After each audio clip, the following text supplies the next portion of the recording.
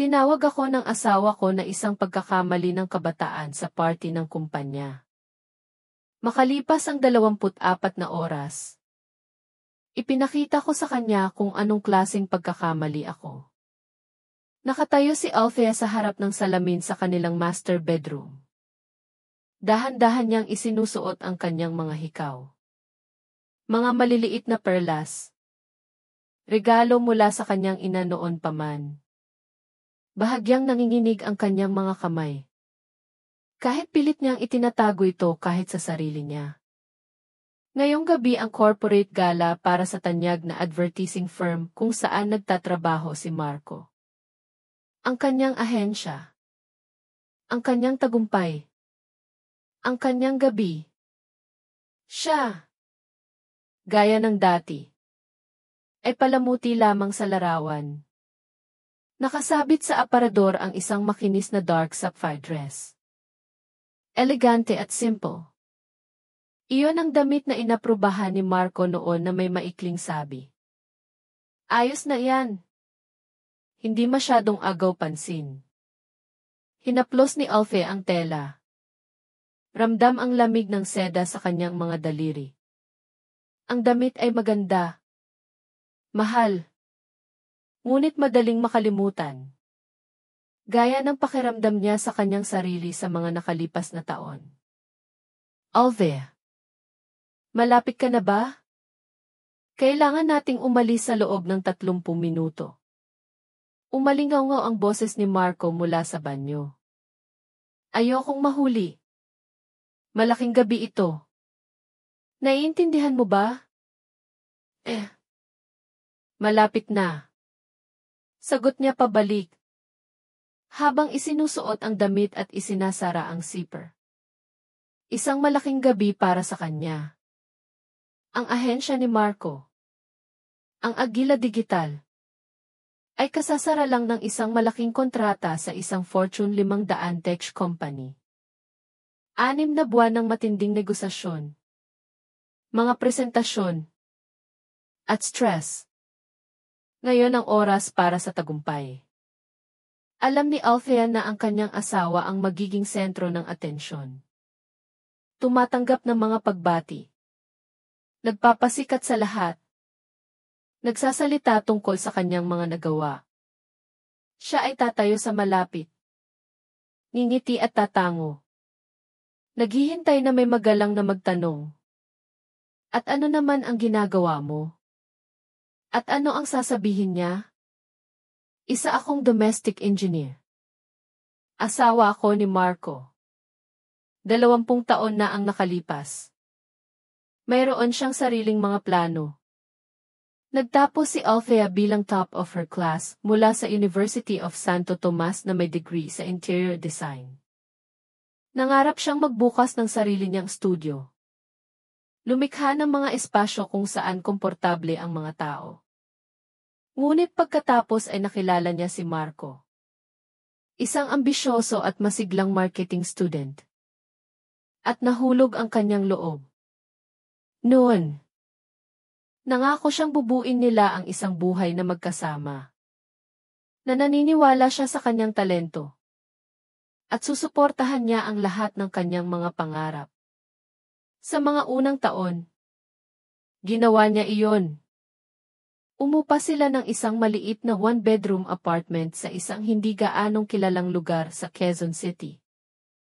Pareho silang nagtrabaho. Si Marco ay nagsimula sa isang maliit na ahensya. Habang si Althea ay naging assistant ng isang designer. Sa gabi, upo sila sa kusina.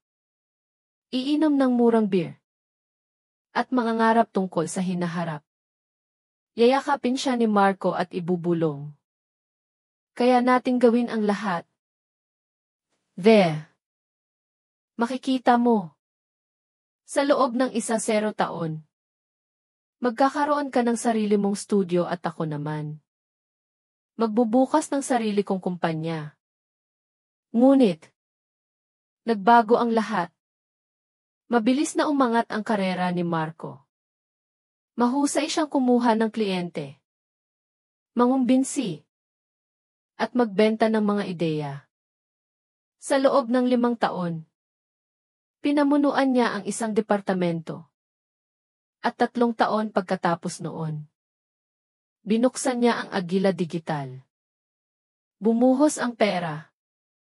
Lumipat sila sa isang malawak na kondominium sa Bonifacio Global City. Bumili ng isang luxury igloo at nagsimulang magbakasyon sa mga lugar tulad ng Palawan at Singapore. At sa gitna ng lahat ng pag-aasikaso, ang mga pangarap ni Althea ay unti-unting naglaho. Una, hiniling ni Marco na tulungan siya sa papeles ng ahensya. Nasa bahay ka lang naman. Mas marami kang oras. Pagkatapos ay naging pag-organisa ng mga meeting, paghahanap ng lokasyon ng opisina, at pagdidisenyo mismo ng opisina. Nagtrabaho si Althea nang walang bayad para sa kanyang asawa. Para sa kanilang kinabukasan. Sabi niya sa sarili. Isang gabi, iminungkahi ni Marco. Makinig ka. Bakit hindi ka nalang tumigil sa pagtatrabaho? Bakit ka pa magpapakahirap sa pag-measure ng mga apartment ng iba? May sapat tayong kita. Mag-focus ka na lang sa bahay. Sa sarili mo. Gusto ko ang asawa ng isang matagumpay na negosyante ay mukhang presentable. Hindi yung parang pagod na pagod sa trabaho.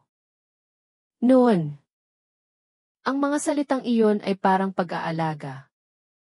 Pumayag si Althea. Umalis sa kanyang trabaho. At dahan-dahan, nang hindi namamalayan, ay naging isang makinis at magandang palamuti sa buhay ni Marco. Pinamahalaan niya ang kondo. Naghanda ng pagkain. Nag-gym. At sinalubong siya ng ngiti pagkatapos ng trabaho. Hindi siya tumutol o nagreklamo. Siya ay naging convenient. Pumasok si Marco sa silid-tulugan. Ikinakabit ang mga buttons ng kanyang puting damit. Mukha siyang napakagwapo. Ang custom-tailored suit ay perpektong bumagay sa kanyang katawan. Ang buhok niya ay maayos na gupit. At ang amoy ng kanyang mamahaling pabango ay pumuno sa hangin. Sa edad na 45, taglay niya ang kumpiyansa ng isang matagumpay na lalaki. Oh, yan ang suot mo. Sabi niya habang tinitingnan ang asawa. CJ, ayos na yan. Huwag lang masyadong makapal ang makeup at subukan mong huwag magmukhang bored mamaya. Ha? May mga importanteng tao doon. Ayokong isipin nilang bored ang asawa ko. Sa gala, nilunok ni Althea ang bara sa kanyang lalamunan at tumango. Dati, masakit ang mga ganoong komento. Ngayon, hinahayaan na lang niya itong dumaan. Parang nakakainis na ingay sa paligid. Ang venue ng gala ay isa sa mga pinaka-eksklusibong hotel sa Giz. May mga panoramic window na tanaw ang kumikinang na syudad. Ang paligid ay puno ng humigit kumulang 30 bisita, mga empleyado ng ahensya at kanilang mga partner. Mga kliyente. At mga kasosyo. Lahat ay bihis na bihis. Masigla. At may hawak na baso ng champagne. Agad na nakihalubilo si Marco sa mga tao. Nakipagkamay. Yumakap sa mga kasamahan. Tumawa. At tumanggap ng papuri. Si Althea ay nanatili sa malapit. Umingiti kung kinakailangan at sumasagot sa mga magagalang na tanong. Ang asawa ng isang malaking kliyente. Isang babaeng nasa huling bahagi ng kanyang 50. Ay nagtanong. Althea. Darling. Ano ang pinagkakaabalahan mo? Nasa media ka rin ba? Hindi po.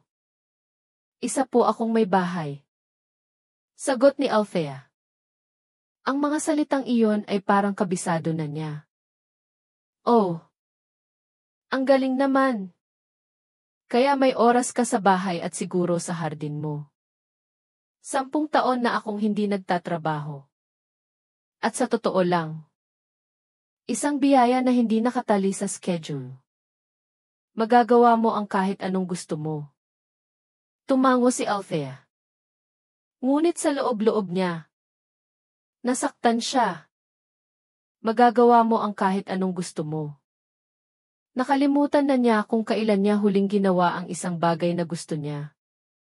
Sa halip na kung ano ang kailangan ni Marco o kung ano ang convenient para sa bahay. Sa pangunahing mesa, si Marco ang nakaupo sa kabisera at katabi niya si Althea. Nasa kanyang elemento si Marco. Nagpapatawa. Nag-i-entertain ng mga bisita. At nagbabahagi ng mga kwento tungkol sa industriya. Lahat ay tumatawa. Nakasabit sa bawat salita niya. Si Althea ay tahimik na nakaupo. Humihigop ng kanyang tiyampag at ngumingiti sa mga tamang sandali.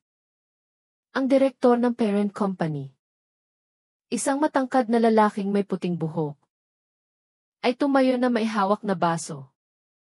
Mga kaibigan, ngayong gabi ay ipinagdiriwang natin hindi lang ang isang matagumpay na deal, kundi isang tunay na tagumpay para sa ahensya. At lahat ng ito ay dahil sa talento. Tiyaga. At hindi ka panipaniwalang karisma ni Marco. Magtaas tayo ng baso para sa kanya. Nagpalakpakan ang buong silid.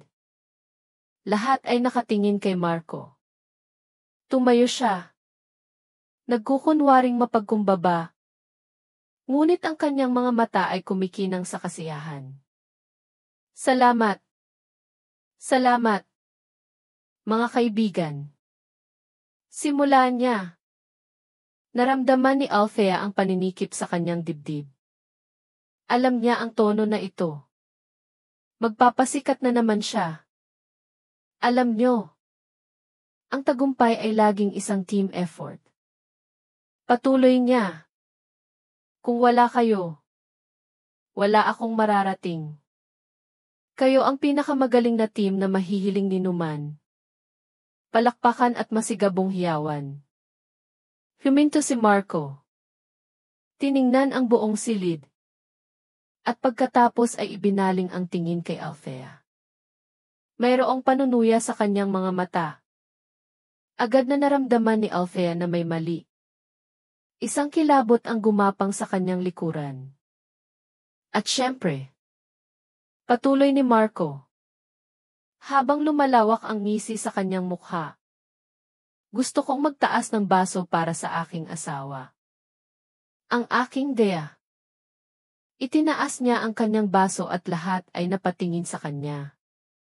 Para sa pagkakamali ng kabataan ko. Nagtawanan ang buong ballroom. Malakas. Tutu. At masaya. May sumigaw. May pumalakpak. Umiti si Marco na may halong pagmamayabang. Halatang proud sa kanyang talas ng isip. Tiningnan niya si Althea. Inaasahan na tatawarin ito. Nasasakay sa biro. Gaya ng dati niyang ginagawa. Lagi niyang sinusuportahan ang mga biro nito. Kahit na tungkol sa kanya.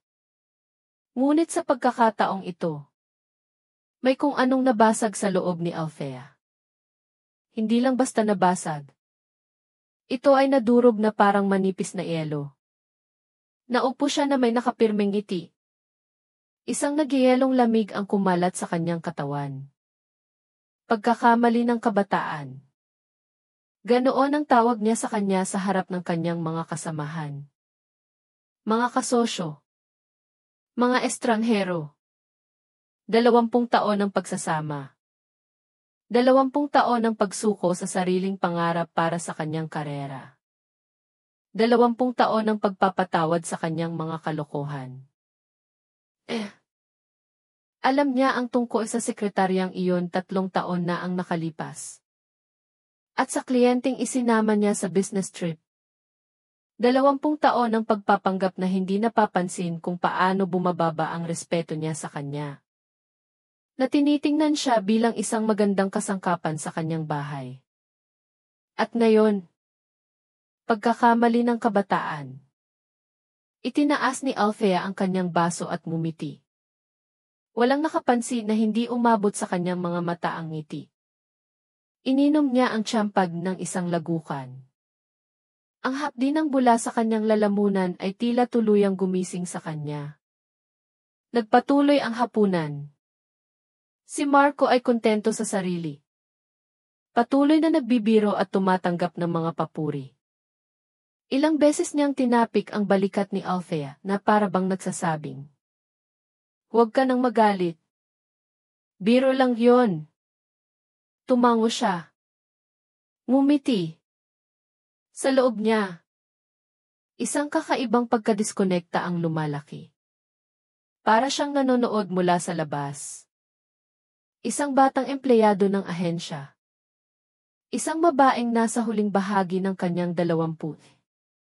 Ang umupo sa tabi niya. Bumulong ito. Huwag mo na siyang pansinin. Ganyan talaga ang mga lalaki. Hindi nag-iisip bago magsalita. Ang boyfriend ko minsan. May sinasabi. Tapos magtataka kung bakit ako na-offend. Tiningnan siya ni Althea. Bata. Puno ng mga plano. Malamang na binubuo ang kanyang karera. Nasa kanya ang buong buhay niya. At bigla, nakita ni Althea ang sarili niya 20 taon na ang nakalipas. Ganoon din ka-inosente. Ganoon din ka-in love. Handang gawin ang lahat para sa isang lalaki. Naramdaman niya ang matinding awa para sa dating Althea. Salamat. Mahina niyang sagot. Okay lang ako. Ngunit walang okay. May isang bagay sa loob niya ang tuluyang nagbago. Tila walang katapusan ang gabi. Mekanikal na kumain. Uminom. At sumagot sa mga tanong si Althea. Sa isang punto, naging abala si Marco sa pakikipag-usap sa isang partner tungkol sa isang bagong proyekto. Lumabas si Althea sa balkonahe ng restaurant para magpahangin. Ang syudad sa ibaba ay kumikinang sa mga ilaw. Hinahaplos ng malamig na hangin ang kanyang buhok. Nakatayo siya. Nakahawak sa rehas. Nag-iisip. Kailan nagbago ang lahat? Kailan siya tumigil sa pagiging isang tao para kay Marco at naging bahagi na lang ng kanyang matagumpay na buhay?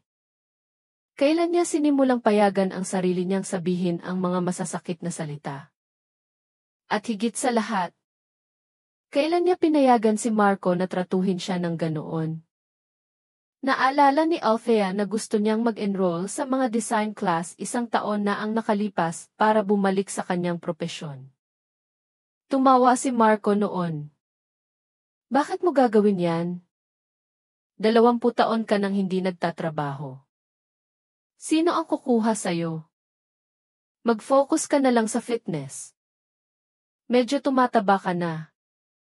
Nanahimik siya noon. Hindi nag-enroll. Nag-gym na lang siya. Naalala niya. 6 na buwan na ang nakalipas. Inalok niyang mag-weekend trip sila sa Tagaytay. Silang dalawa lang. Tulad ng dati. Hindi siya pinansin ni Marco.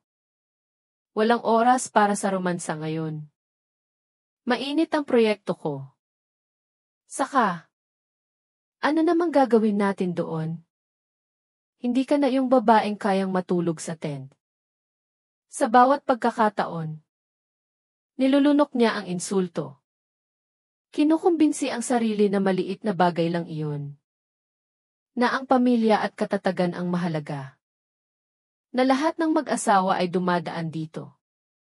Ngunit ngayong gabi, pagkakamali ng kabataan. Iyon ang huling dago. Bumalik siya sa silid.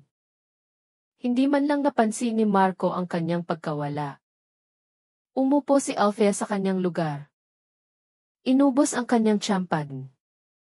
At biglang nakaramdam ng kakaibang kalmado. Ang desisyon ay ginawa na. Pinal at hindi na mababago. Hindi siya gagawa ng eksena. Hindi sisigaw. Iiyak. O hihingi ng paumanhin. Walang silbi. Hindi magbabago si Marco. Tunay na hindi niya naiintindihan na may ginawa siyang mali. Para sa kanya, isa talaga siyang pagkakamali na pinagsawaan na niya. Ngunit ang pakikipaghiwalay ay masyadong magulo at hindi convenient. Kung gayon, ipapakita niya kung anong klaseng pagkakamali siya. Natapos ang gala pagkalipas ng hating gabi. Si Marco, medyo lasing at lubos na kontento, ay daldal ng daldal sa buong biyahe pa uwi. Nakita mo ba kung gaano kaganda ang kinalabasan? Ang galing. Pakiramdam ko. Ang kontratang ito ang magbubukas ng pinto para sa atin sa Europa. Baka magbukas pa tayo ng opisina doon. Can you imagine? Nakikinig ka ba? Nakikinig ako. Mahina niyang sagot. Habang nakatingin sa labas ng bintana sa mga dumadaang ilaw ng gabi. At tigilan mo na yung pagmamaktol mo tungkol sa toast. Biro lang yon. Lahat ay tumawa. Nawalan ka na talaga ng sense of humor. Nanatiling tahimik si Alfea. Sense of humor? Hindi. Marco. Hindi ako nawalan nito. Matagal ka nang hindi nakakatawa. Sa bahay. Pumasok siya sa kwarto. Bumagsak sa kama ng bihis pa. At humilik sa loob ng 1 minuto. Nakatayo si Alfea sa pintuan. Tinitingnan siya. Ang estrangherong ito nakasama niya sa loob ng 20 taon. Wala siyang naramdaman. Walang pag-ibig. Walang galit. Kahit sakit. Awang kawalan. Tumalikod siya at pumunta sa kusina. Nagpakulo siya ng tubig. Kinuha ang paborito niyang tasa na may asul na bulaklak. Regalo ng kanyang ina. At umupo sa mesa. Tahimik ang kondo. Tanging ang tiktak ng orasan sa pader at ang ugong ng takure ang bumabasag sa katahimikan. At si Alfea ay nagsimulang magplano. Nakaupo si Alfea sa kusina. Hawak ang mainit na tasa ng chamomile tea. Ang orasan sa pader ay nagsasabing 1 oras 30 minuto ng umaga. Ang tuloy-tuloy na hilik ni Marco ay umalinggaw mula sa kwarto. Tulog na tulog siya. Gaya ng dati kapag nakainom. Karaniwan sa mga gabing tulad nito. Matutulog si Alfea. Lulunukin ang sama ng loob. At kukumbinsihin ang sarili na magiging mas maayos ang bukas. Ngunit hindi ngayong gabi. Ngayong gabi. Nakaramdam siya ng kakaibang linaw sa kanyang isipan. Para bang ang hamog na bumabalot sa kanyang paningin sa lahat ng mga taong ito ay biglang nawala. Pagkakamali ng kabataan. Umalingaw ang mga salita sa kanyang tainga, ngunit hindi na nagdulot ng sakit. Iyon ang naging mitsa. Ang gatilyo para sa isang bagay na dapat nangyari noon pa. Hinigop ni Alfea ang kanyang tsaa. Ibinaba ang tasa. At binuksan ang kanyang laptop. Ang kanyang mga daliri ay mabilis na lumipad sa keyboard. Nag-login siya sa kanilang joint bank account. Ang pangunahing account kung saan idineposito ni Marco ang pera para sa mga gastusin sa bahay. Nagpakita ito ng malaking balanse na 6 na numero. Gustong-gusto niyang kontrolin ang pananalapi. Binigyan niya si Alfea ng debit card na may mababang buwanang limitasyon at sinusuri ang kanyang mga gastos bawat buwan. Saan napunta ang 100? 000 na iyon? Bakit ang laki ng gastos mo? Madalas mangyari ang mga pagtatalong iyon. At si Althea ay laging nagpapaliwanag na parang isang estudyante sa harap ng prinsipal. Ngunit ang hindi alam ni Marco, hindi lahat ng pera sa account na iyon ay kanya. 3 taon na ang nakalipas. Pumanaw ang lola ni Althea. Nag-iwan sa kanya ng mana. Ibinenta ni Althea ang maliit na bahay sa Batangas.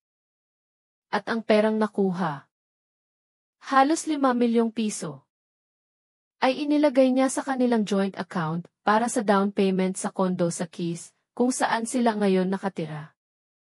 Sinabi ni Marco, "Perpekto. I-invest natin sa bahay natin. Joint property naman yan." Joint. Pero ang titulo ng kondo ay nakapangalan lamang sa kanya, Marco Reyes.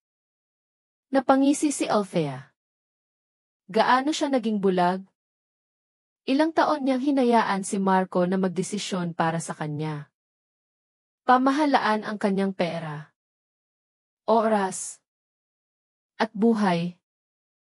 Nagbukas siya ng bagong browser tab at pumunta sa website ng isang bangko kung saan 1 buwan na ang nakalipas. Na para bang may nararamdaman, ay nagbukas siya ng account sa sarili niyang pangalan.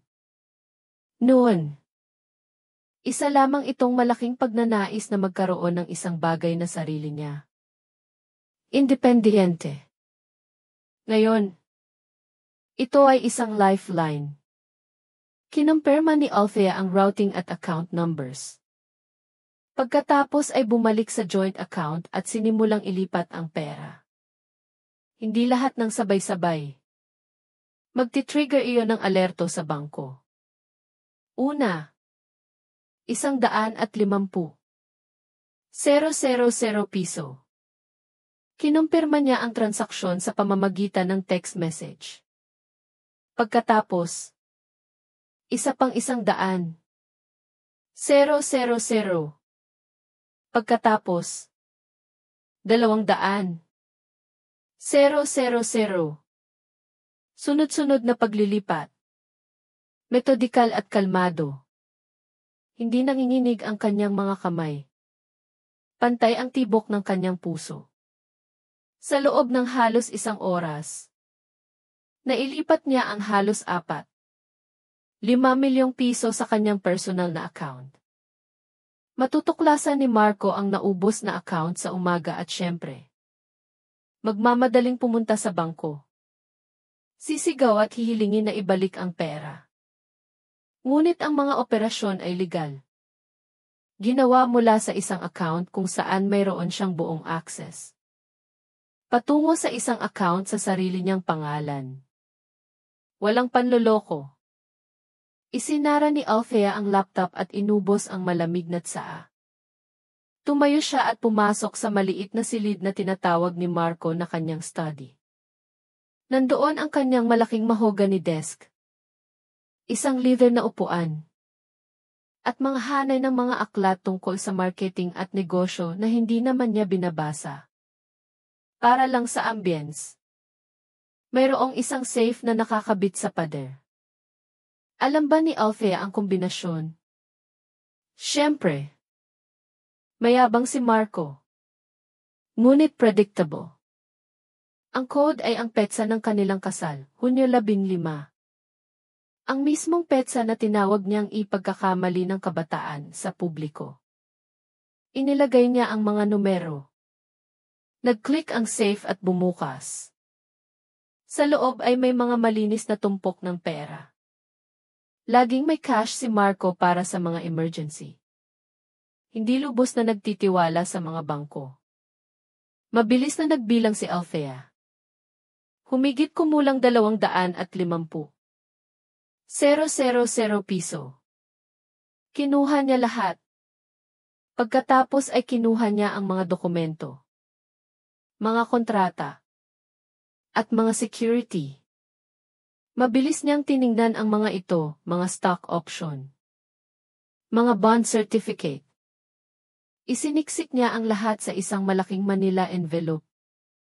Sa ilalim ng safe ay may isang velvet box. Binuksan ito ni Althea. Mga gintong cufflinks. Regalo mula sa ama ni Marco bago ito pumanaw. Hindi ito isinusuot ni Marco, ngunit itinatangi bilang isang alaala. Huminto si Althea ng isang segundo. Pagkatapos ay kinuha rin iyon. Hayaan niyang maramdaman kung ano ang mawala ng isang bagay na mahalaga. Isinara niya ang safe. Pinaikot ang dial. At umalis sa study. Sunod. Ang mga dokumento. Pumunta si Althea sa malaking kabinet sa sala kung saan nila itinatago ang mga folder ng papeles. Metodikal niyang pinagbukod-bukod ang mga ito. Ang marriage certificate. Kanyang passport. Mga dokumento ng kondo. Naroon sila, ang kasunduan sa pagbili. Ang kondo ay nakapangalan kay Marco Reyes. Ngunit ang kontrata ay may appendix. Isang pahayag na nagpapatunay na ang paunang bayad na 5 milyong piso ay ginawa mula sa account ni Althea Reyes. Ang pera ng kanyang lola. Kinuhaan ni Althea ng litrato ang bawat pahina gamit ang kanyang telepono. Pagkatapos ay inilagay ang mga orihinal sa kanyang sariling folder. Sa diborsyo, ang mga dokumentong ito ang kanyang magiging alas. Sunod. 3 taon ng bank statements. Nahanap ni Althea ang folder at binuklat ito. Naroon sila, mga regular na transfer ng 25,000 piso patungo sa isang hindi kilalang account. Sa loob ng 1 taon at kalahati. Napangisi si Althea. Ang kabit ay hindi isang 3 taong affair gaya ng kanyang hinala, kundi isang 18 buwang relasyon. At sinusuportahan niya ito gamit ang kanilang pinagsamang pera. Kinuhaan niya ng litrato ang mga statement. Patunay ng pagtataksil na gaganap ng papel sa paghahati ng ari-arian. Sa isang sulok ng kabinet ay may isa pang folder. Luma na at gasgas. Kinuha ito ni Althea at binuksan. Mga litrato. Ang kanilang kabataan. Narito sila. Unang taon sa kolehiyo. Parehong tumatawa. Magkayakap malapit sa isang fountain sa kanilang unibersidad. Narito ang kanilang kasal. Maliit. Tanging malalapit na kaibigan. Si Althea ay nakasuot ng simpleng puting damit. Si Marco ay nakasuit. Parehong hibang sa pag-ibig. Narito ang kanilang unang apartment. Nakaupo sila sa sahig sa gitna ng mga kahon. Umiinom ng tsampag mula sa mga plastik na baso. Kailan ito nagbago? Tiningnan ni Althea ang mga litrato at hindi matukoy ang eksaktong sandali. Siguro walang iisang sandali. Siguro nangyari ito ng dahan-dahan. Sa bawat tagumpay. Bawat promosyon. Sa bawat mamahaling suit. Mas mataas siyang umakyat. Habang siya ay nanatili sa lugar. At sa isang punto. Nagsimula siyang tumingin sa kanya ng mababa. Isinara ni Althea ang folder. Hindi niya kailangan ang mga litrato. Ang nakaraan ay namatay ngayong gabi sa restaurant. Kasama ang kanyang toast. Ang orasan ay nagpapakita ng 3 ng umaga. Tulog pa rin si Marco. Bumalik si Althea sa kusina at binuksan muli ang laptop. Binuksan niya ang isang website ng airline. Mga tiket saan? Malayo. Sa isang lugar kung saan walang nakakakilala sa kanya. Kung saan maaari siyang magsimula muli. Milan. Sa hindi malamang dahilan. Lumitaw ang pangalang iyon sa kanyang isipan. Laging pinapangarap ni Althea na makita ang Italia. Ang arkitektura nito. Ang ganda nito. Nangako si Marco na dadalhin siya doon. Ngunit sa tuwing may pagkakataon, May mga commitment. Isang mahalagang meeting. Isang proyekto. Ang pangarap ay nanatiling pangarap. Nakahanap si Alfie ng flight na aalis ngayong araw. 8 oras ng umaga. Direktang flight. Isang tiket. Business class. Ang halaga. 60,000 piso. Mahal. Ngunit babayaran niya gamit ang card ni Marco. Ang nakakonekta sa joint account. Nag-click siya ng T-book. Inilagay ang mga detalye ng card ni Marco. Ang bayad ay pumasok. Ang tiket ay nabili na. Ang flight ay sa loob ng 5 oras. Sunod. Tirahan. Binuksan ni Alfea ang isang rental website. Pinili ang Milan. Tumingin siya sa mga opsyon, maliliit na studio. Apartment. Mga silid. Napili niya ang isang maginhawang flat sa downtown. Malapit sa Duomo. Isang buwang upa, isa-isa 0. 000 piso. Mahal. Ngunit maganda. Nibook niya ito. Binayaran ulit gamit ang card ni Marco. Sumandaw si Alfea sa upuan. Ayos na. Sa loob ng ilang oras, lilipad siya patungo sa isang bagong buhay. Ngunit una, kailangan niyang mag-impake. Pumasok siya sa silid-tulugan. Nakahiga si Marco. Nakabuka ang mga braso. Bahagyang nakabukas ang bibig. Ang mukha niya ay may ekspresyon ng lubos na kasiyahan sa sarili. Huminto si Alfea sa pintuan at tiningnan siya. 20 taon. Kalahati ng kanyang buhay. Minahal niya ang lalaking ito. Ibinigay sa kanya ang lahat ng kanyang kabataan. Karera. Mga pangarap. At tinawag niya itong pagkakamali. Hindi. Marco. Ang kasal ay hindi ang pagkakamali. Ang pagkakamali ay ang pagtitiis sa iyong kawalang-galang ng napakatagal. Tahimik na pumunta si Alfea sa aparador at kinuha ang isang maliit na maleta. Nag-impake siya ng simple.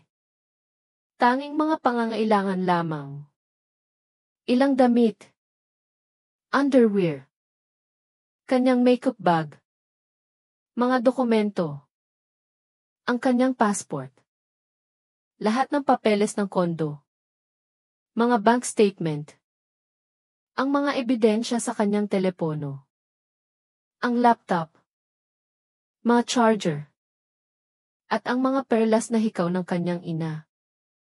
Ang suot niya ngayong gabi. Isang litrato lamang ng kanyang ina ang tanging bagay na iningatan niya. Wala nang iba. Ang mga damit ay mabibili. Ang mga bagay ay hindi mahalaga. Ang kalayaan ang mahalaga. Isinara ni Alfea ang maleta. Dinala sa pasilyo. At bumalik sa kusina. Oras, 4 oras ng umaga. May 3.5 oras pa bago ang kanyang flight. Tatawag siya ng Grab para sa 6 oras. Aabuti ng 40 minuto para makarating sa delay. Umupo siya sa mesa at nagsalin pa ng tsaa. Ang kanyang mga kamay ay matatag. Ang kanyang isip ay malinaw. Ganoon na lang. Isang buong buhay ang gumuho sa isang gabi. At kakaiba. Hindi siya nakaramdam ng sakit. Sa loob niya, nakaramdam siya ng gaan. Nang umalis si Alfea sa kondo, tahimik niyang isinara ang pinto. Hindi na siya lumingon pa. Sa labas, madilim pa. Ngunit ang silangang kalangitan ay nagsisimula ng lumiwanag. Malapit na ang bukang liwayway. Isang bagong araw. Isang bagong buhay. Sumakay siya sa Grab. Habang papalayo ang sasakyan, Tiningnan niya ang kanilang gusali. Madilim ang mga bintana. Sa ikaapat na palapag, natutulog ang kanyang dating buhay. At siya ay nagmamaneho patungo sa kanyang bago. Nakarating siya ng mabilis sa airport. Kinuha ang kanyang boarding pass. Dumaan sa security. At umupo sa tabi ng bintana sa waiting area. Sa labas, ang araw ay malapit ng sumikat. Tiningnan ni Althea ang kanyang telepono. 6:30 ng umaga. Tulog pa rin si Marco. Malamang magigising siya bandang 10 oras. Pupunta siya sa kusina para sa kape. Mapapansin ang kanyang pagkawala. Una, iisipin niyang nag-shopping siya. Pagkatapos ay makikita niya ang sulat sa salamin. Pagkatapos ang walang lamang safe. Pagkatapos ang zero na balance sa account. Napangisi si Althea.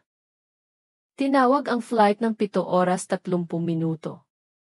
Tumayo si Althea at naglakad patungo sa gate. Huling sulyap sa kanyang bayang sinilangan sa pamamagitan ng malaking bintana. Nagigising na ang Maynila. Isang normal na araw ang nagsisimula para sa milyon-milyong tao. Ngunit para sa kanya, ang araw na ito ay ang simula ng isang ganap na bagong buhay. Sumakay si Althea sa eroplano at umupo sa isang komportableng upuan sa tabi ng bintana. Nagdala ang flight attendant ng champagne. Kinuha ni Althea ang baso at dahan-dahang humigo. Tumingin siya sa labas ng bintana. Ang eroplano ay umaangat na. Ang lungsod ay papalayo sa ibaba. Lumiliit ng lumiliit. Paalam. Lumang buhay. Naisip ni Althea. At hello. Bagong buhay. Hindi ko alam kung ano ang magiging itsura mo. Pero tiyak na hindi ka magiging mas masahol kaysa sa dati. Lumipad ang eroplano sa kalangitan. At sumandal si Althea. Ipinikit ang kanyang mga mata. Sa unang pagkakataon sa maraming taon, naramdaman niyang tunay na malaya. Nagising si Marco. Agad na ipinikit ang kanyang mga mata. Kumikirot ang kanyang ulo. Tuyong-tuyo ang kanyang bibig. Isang malalang hangover. Binuksan niya ang isang mata at tiningnan ang orasan sa tabi ng kama. 11 oras ng umaga. Sabado naman. Kaya niyang matulog buong araw. Ang party kahapon ay napakasaya. Siya ang sentro ng atensyon. Ngumiti si Marco habang naaalala. Marunong akong mag-iwan ng impresyon. Nahirapan siyang umupo sa kama. Hinihilot ang kanyang sentido. Sumulyap siya sa kabilang bahagi ng kama. Walang laman. Siguro gising na si Althea. Naghahanda ng almusal sa kusina. Tumayo si Marco at dumiretso sa banyo. Naghilamos siya ng malamig na tubig. Tumingin siya sa salamin at natigilan. Nakasulat sa salamin gamit ang pulang lipstick ang mga salitang, itinama din pagkakamali. Ano to? Biro ba ni Althea? Sigaw niya. Habang lumalabas ng banyo. Nasaan ka? Ano tong kalokohan sa salamin? Katahimikan. Althea. Mas malakas niyang ulit. Ang kondo ay ganap na tahimik. Pumunta si Marco sa kusina. Walang laman. Walang almusal. Hindi pa nagtitimpla ng kape. Itigil mo na to. Nagsimulang kumulo ang inis sa loob ni Marco. Bumalik siya sa pasilyo at doon niya napansin ang kanyang wedding ring. Nakapatong sa ibabaw ng mesa sa tabi ng mga susi ng apartment. Kinabahan siya. Ano ang nangyayari? Kinuha niya ang kanyang telepono at tinawagan si Althea. Matagal na ring bago pumasok ang voicemail. Tinawagan niya ulit. Ganoon pa rin. Tumakbo si Marco sa aparador. Naroon pa ang mga damit ni Althea. Pero ang maliit na maleta na karaniwang nasa itaas na estante ay wala na. Sumugod siya sa kabinet ng mga dokumento. Ang kanilang marriage certificate. Wala na. Passport ni Althea. Wala na. Mga dokumento ng kondo. Wala na. Punyeta. Tinapon ni Marco ang walang lamang folder sa sahig. Nanginginig ang mga kamay. Tumakbo siya sa study. Ang safe. 2 beses siyang nagkamali sa code bago ito nabuksan. Walang laman. Ganap na walang laman. Wala ang pera. Wala ang mga dokumento. Kahit ang cufflinks ng kanyang ama. Napatayo si Marco sa harap ng bukas na safe. Nanlalamig ang buong katawan. Impossible ito. Hindi alam ni Althea ang code. O alam niya? Kinuha niya ang kanyang laptop at nag-log in sa online bank. Ang joint account page ay nag-load. Balance, 6. 173 piso at 50 sentimo. 6,000. Mayroong higit sa 1 milyong piso doon kahapon. Binuksan niya ang transaction history at natigilan. Sunod-sunod na transfer sa isang account na nakapangalan kay Althea Reyes. Pagkatapos, ang pagbili ng tiket sa eroplano, business class, at pag-book ng apartment sa Milan. Hindi makahinga si Marco. Kinuha niya ang lahat ng pera at lumipad papuntang Milan. Hindi. Impossible to. Bulong niya. Tinawagan niya ang bangko. Ninanakaw ng asawa ko ang 200,000 dolyar mula sa aming account. Sigaw ni Marco. Gusto kong ibalik niyo agad ang pera. Mawalang galang na po. Sir. Sagot ng babae sa kabilang linya. Ang account ay joint. Si Althea Reyes ay may buong access. Ang mga transaksyon ay legal. Kung may reklamo po kayo, maaari kayong dumulog sa korte. Korte. Ibinagsak ni Marco ang telepono.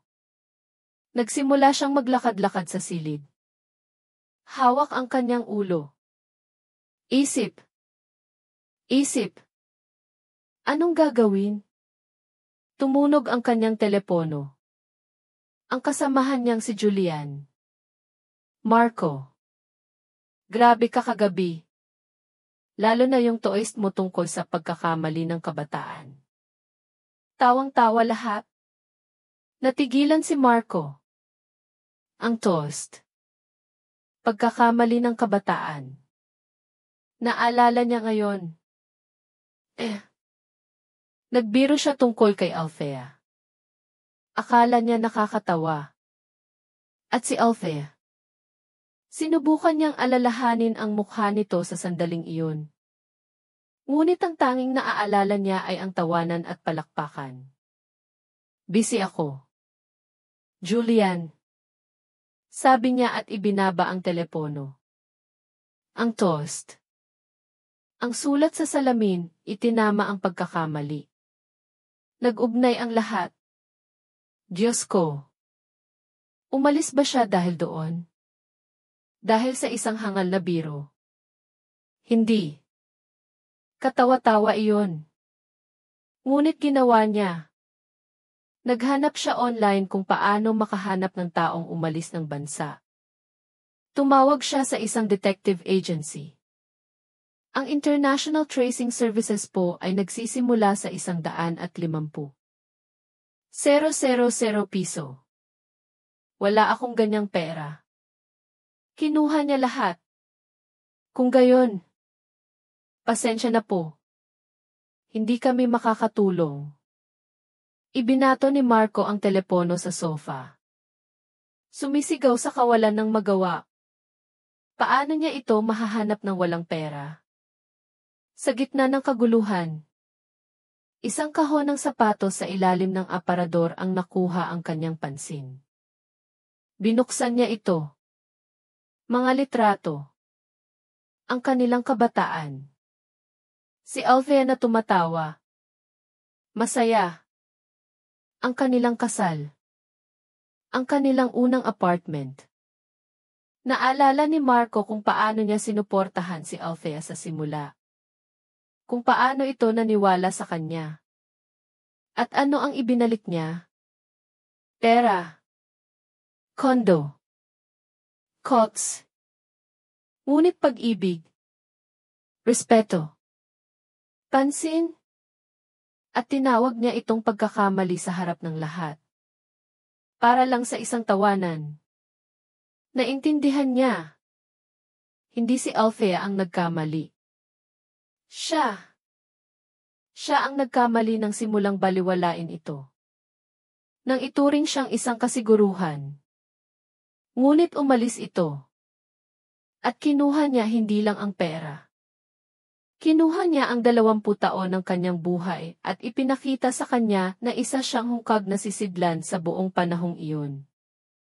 Sa unang pagkakataon sa maraming taon, naramdaman ni Marco na tunay na nag-iisa.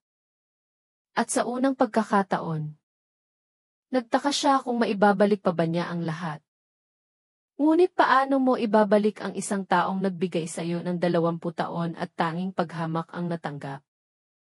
Isang linggo na ang lumipas mula nang dumating si Althea sa Milan.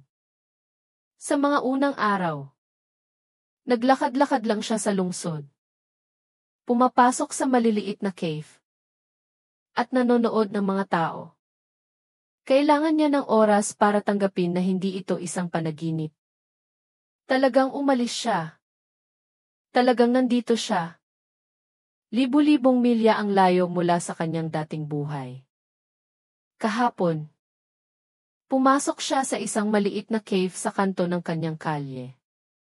Sa loob, amoy ng bagong lutong tinapay. Isang babaeng nasa 50. Isang kapwa Pilipina. Ang may-ari. Tita Nelia. Pakilala nito na may malawak na ngiti. Ako si Althea. Bakasyon lang. Huminto si Althea. Tapos umiling. Hindi. Nagsisimula akong muli. Tiningnan siya ni Tita Nelia. Naiintindihan ko. Minsan na rin akong nagsimula muli. 20 taon na ang nakalipas. Tumakas ako mula sa aking asawa sa Pilipinas. Mapang-abuso siya. Dinala ko ang aking anak na babae at pumunta dito sa Milan.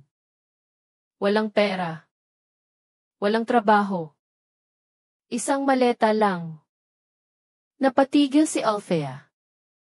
Alam mo ba kung ano ang pinakamahirap na bahagi? Tanong ni Tita Nelia. Ano po? Ang maniwala na may karapatan ako sa kaligayahan. Sinabi ng asawa ko na walang halaga ako. Na hindi ko kaya kung wala siya. At halos naniwala ako. Ngunit napagtanto ko.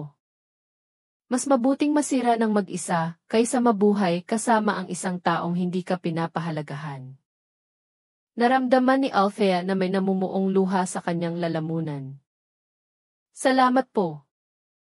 Mahina niyang sabi. Para sa pagbabahagi niyan. Kailangan kong marinig yon. Mula noon, bumibisita si Althea sa cave ni Tita Nelia tuwing umaga. Nag-enroll din siya sa isang intensive Italian course. At doon, nakilala niya si Yuki. Isang Hapon na nag-aaral ng sining. Designer ka pala. Sabi ni Yuki. Ang kaibigan ko ay naghahanap ng assistant sa kanyang maliit na design studio. Baka gusto mong subukan. Nag-atubili si Althea. Ngunit naalala niya ang mga salita ni Tita Nelia. CJ, bigyan mo ako ng kontak. Kinabukasan, pumunta siya sa interview. Ang studio ay nasa isang lumang gusali na may matataas na kisam. Si Alessandra, ang may-ari. Isang masiglang babaeng Italyana. Ang sumalubong sa kanya. Bakit ka tumigil sa pagtatrabaho? Tanong ni Alessandra. Pamilya. Simpleng sagot ni Althea. Pero ngayon, handa na akong bumalik. Inilabas ni Alessandra ang isang folder. Tingnan mo ito. Gusto ng isang kliyente na i-update ang kanyang kwarto. Ano ang mungkahi mo? Tiningnan ni Althea ang mga sketch. At bigla, dumaloy ang mga ideya sa kanyang isipan. Na para bang may isang bagay na natutulog sa loob niya ang nagising. Nagsimula siyang magsalita tungkol sa mga kulay. Muebles, tela, at ilaw. Ngumiti si Alessandra. Sinabi mong matagal ka nang hindi nagtatrabaho. Hindi halata. Kailan ka pwedeng magsimula? Tinatanggap mo ako? Siyempre. Umalis si Althea sa studio na may kakaibang gaan sa kanyang dibdib. May trabaho siya ulit. Sarili niyang kinita. Independyente kay Marco. Sa pera niya. O sa opinyon niya. Ang kanyang unang proyekto ay ang pagdidisenyo ng apartment para sa isang babaeng kadidiborsyo lang. Gusto kong walang magpapaalala sa akin ng nakaraan. Sabi ng kliyente. Naintindihan siya ni Althea ng higit kaninuman. Nang matapos ang renovation at nakita ng kliyente ang resulta. Naiyak ito. Ito mismo ang kailangan ko. Tinulungan mo akong maramdaman na kaya kong magsimula muli. Ang mga araw ay naging linggo. Nagtrabaho si Althea. Nag-aral ng Italyano. At naglakad-lakad sa Milan. Isang Sabado. Nakilala niya si Mateo. Isang propesor ng kasaysayan ng sining. Sa isang parke. Nag-usap sila. Naging magkaibigan. Naglalakad sila tuwing weekend. Bumibisita sa mga museo. At nag-uusap tungkol sa lahat ng bagay. 6 na buwan matapos siyang umalis. Dumating ang isang email. Mula kay Marco. Althea. Napagtanto kong nagkamali ako. Patawarin mo ako. Hindi kita pinahalagahan. Gusto kong ayusin ang lahat. Bumalik ka na. Please. Magbabago ako. Pangako. Kailangan kita. 2 beses binasa ni Althea ang email. Pagkatapos ay isinara ito. Dati. Ang mga salitang iyon ay magiging lahat para sa kanya. Ngunit ngayon, alam na niya. Hindi nagbabago ang mga tao. Nawalan lang si Marco ng isang maginhawang buhay. Ng kanyang pera. Hindi siya ang namimiss nito. Kundi ang katatagan na ibinigay niya. Nag-reply si Althea ng maikli. Marco. Tinawag mo akong pagkakamali ng kabataan. At sumasang-ayon ako. Ang pagkakamali ay ang pagtitiis sa kawalang galang sa loob ng 20 taon. Ang pagkakamali ay ang pagsuko sa sarili ko para sa iyo. Salamat sa aral. Natutunan ko na. Huwag ka nang sumulat muli. Mabuhay ka ng buhay mo. At mabubuhay ako ng sa akin. Pinindot ni Althea ang key send at naramdaman ang huling bigat na umalis sa kanyang kaluluwa. Ang kanyang bagong buhay ay narito na. Trabaho na nagdudulot ng kagalakan. Isang wikang unti-unti niyang naunawaan. Mga kaibigan, At si Mateo. Nakasama niyang naglalakad sa mga lansangan ng Milan.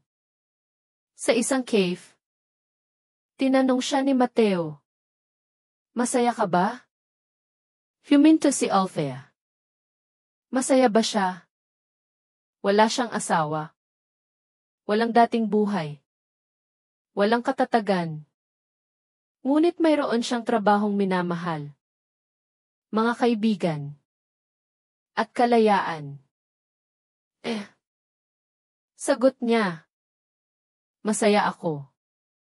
Sa unang pagkakataon sa maraming taon. Ang nakaraan ay nasa nakaraan na. Ang hinaharap ay narito. Sa lungsod na ito. Sa buhay na ito na binuo niya para sa kanyang sarili. Ang paggalang sa sarili ay mas mahalaga kaysa sa anumang kaginhawahan. Hindi pa huli ang lahat para magsimulang tunay na mabuhay. At higit sa lahat, hindi mo maaaring hayaan ang iba na tukuyin ang iyong halaga. Kailangan mong malaman ang sarili mong halaga. Ngumiti si Althea. Nakatingin sa hinaharap. Dahil ang hinaharap na iyon, sa wakas, ay sa kanya lamang. Nagustuhan mo ba ang kwento at saang lungsod ka nakikinig? Magkita-kita tayo sa comment section. Kung nagustuhan mo ang kwento, maaari mo akong suportahan sa pamamagitan ng pagpapadala ng super thanks. Para makapagpatuloy akong magdala ng mas maraming kwentong tulad nito. Salamat sa inyong suporta. Inaasahan ko ang inyong mga komento. Huwag kalimutang mag-subscribe. Hanggang sa susunod na kwento ng buhay.